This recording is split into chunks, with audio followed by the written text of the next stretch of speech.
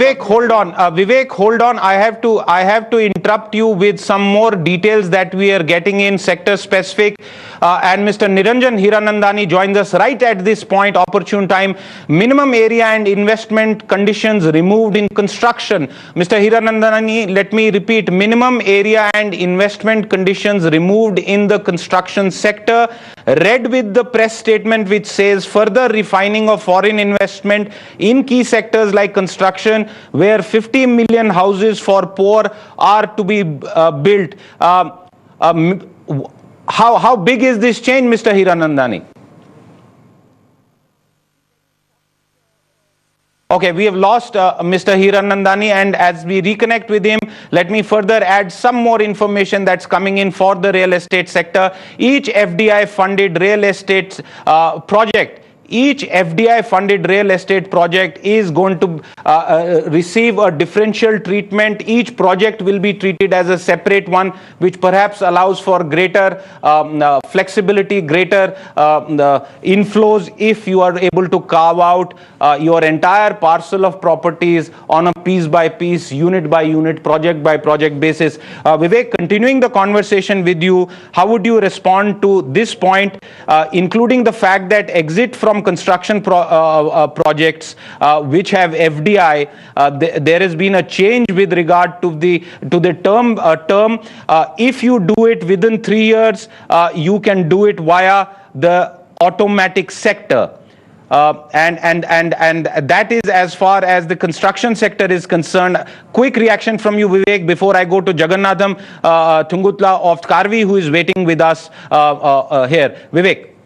So I'm not sure what the exact change here is, but it seems like real estate sector could do with the money that will flow in from liberalization in this space. So any liberalization here, I think, would be music to the ears of developers who are struggling with access to capital at this point.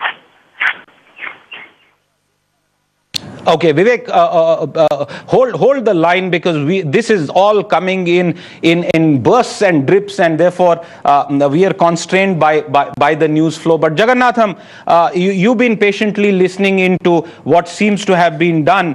Your first reaction, Mahurat trading on Diwali tomorrow, a bumper Mahurat expected? Yeah, it will be definitely better than today, that's for sure. I think markets have been waiting for this for quite some time, and I feel that maybe government is waiting for the Bihar elections to be through. I think so that there will be blue sky scenario, no election kind of pressures. I think they can go ahead with the policy reforms. I feel this is quite welcome. I think whole nuances and the bits and pieces have to be studied more in detail, but nevertheless, at least the intent is quite clear. Okay, the point that Vivek was also making with regard to various sectors and multi-brand retail not there, but how would you sort of look at the line which says opening up the manufacturing sector for wholesale retail and e-commerce? And this therefore means e-commerce to source from India, because we know the e-commerce companies, and they have received a whole lot of foreign inflows and have been sort of riding on the tiger's tail, so to say. There are very complicated structures through which those operations are running from in this country. Is your expectation that they would have simplified it and made a situation which is sort of quasi situation into a practical situation on the ground, Jagannatham?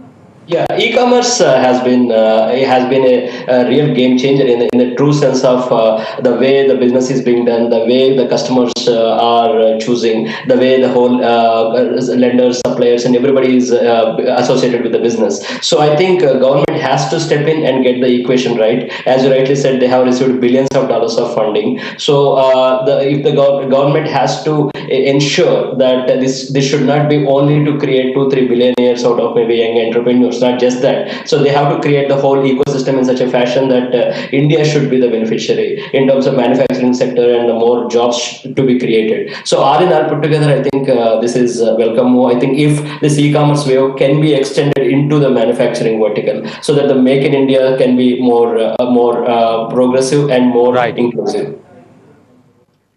Okay, Jagannathan, hang in there, please, because Niranjan Hiranandani is back on the line with us. Mr. Hiranandani, clearly 100% FDI in completed projects allowed. This is construction. The exit norms simplified. The minimum area requirement changed. And this, apart from what we are now picking up in terms of the definition for real estate, hotels, tourist resorts, hospitals not to be subjected to lock-in, minimum floor area, minimum cap no longer needs to be brought in 6 months. Each phase to be considered as separate project, and this is coming in even as we are also getting other information. My producers telling me that FDI in defense up to 49% now put on the automatic route. But Mr. Hiranandani, your reaction to the specifics of the changes made as far as the construction sector is concerned, sir? I think this was coming. You have to understand that the government in the finance ministry was unable to actually push the real estate investment trust and the infrastructure bonds which were expected in this year. And we were expecting more than $10 to $15 billion of investment, and which did not come because the final budgetary requirements which were required to be modifying the Finance Act did not happen. Now, with requirements of construction industry, infrastructure and housing expanding to meet the Prime Minister's objective of 2022, and also the railways, the road sector and other sectors growing very fast, small towns, smart cities coming up, it is imperative to be able to attract capital. Number two, the Prime Minister has been going all over the world in order to market India, to make in India, and as a follow-up through, it was necessary to make these amendments because otherwise how would the money come in?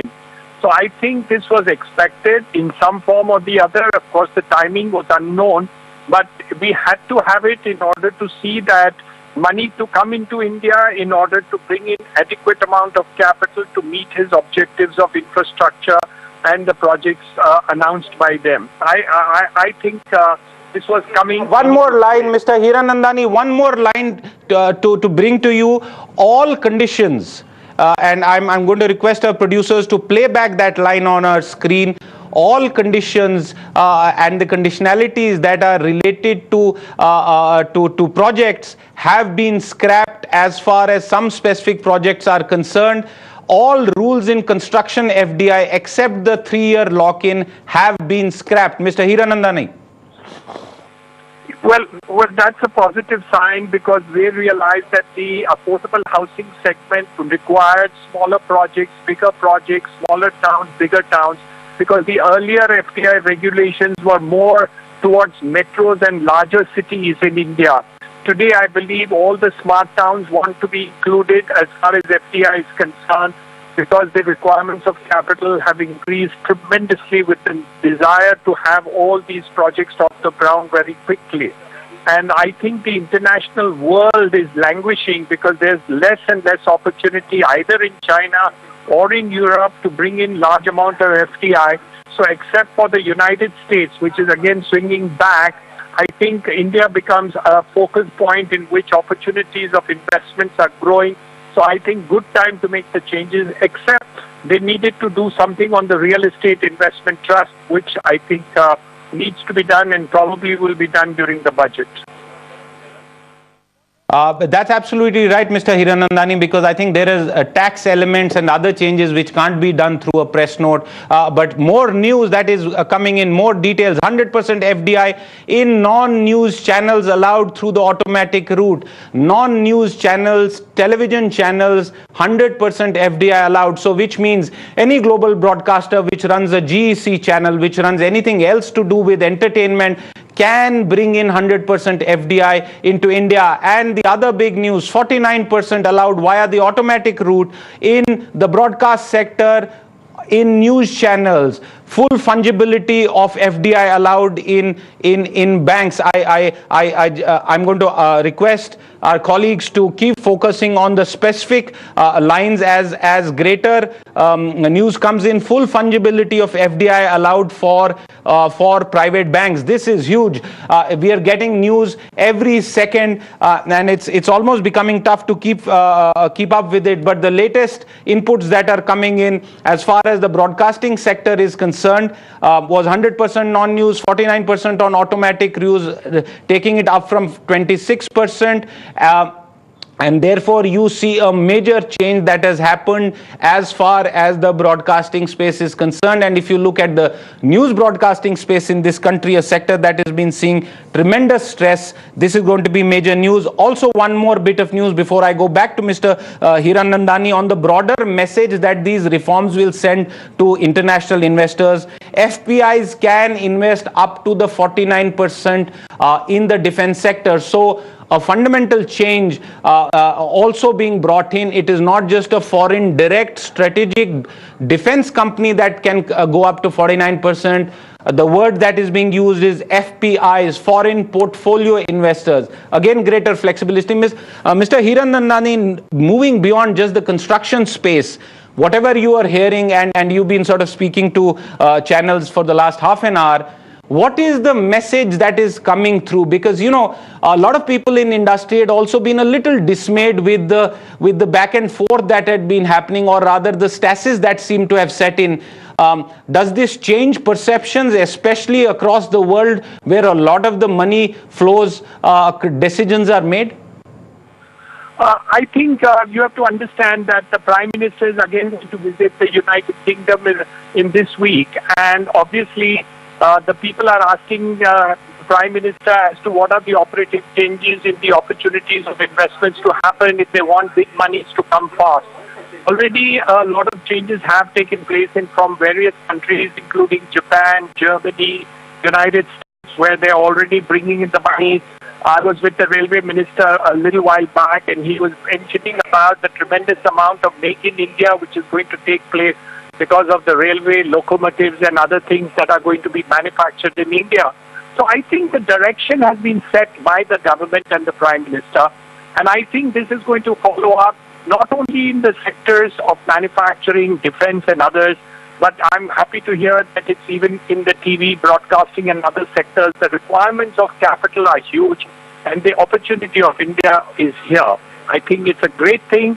A few things which the Finance Minister has to do in terms of tweaking the Finance Act to bring more money, I think that remains to be done. It remained in 2015. I hope that gets corrected very quickly. And I'm sure huge amounts of money will pour in, and the sectors requiring dearth of capital are going to get fulfillment. Thank you very much, Mr. Hiranandani, for sparing your time, and we'll probably keep coming back to you later as we get more details. But let me go across to Geetambar Anand, President of CREDAI, who has been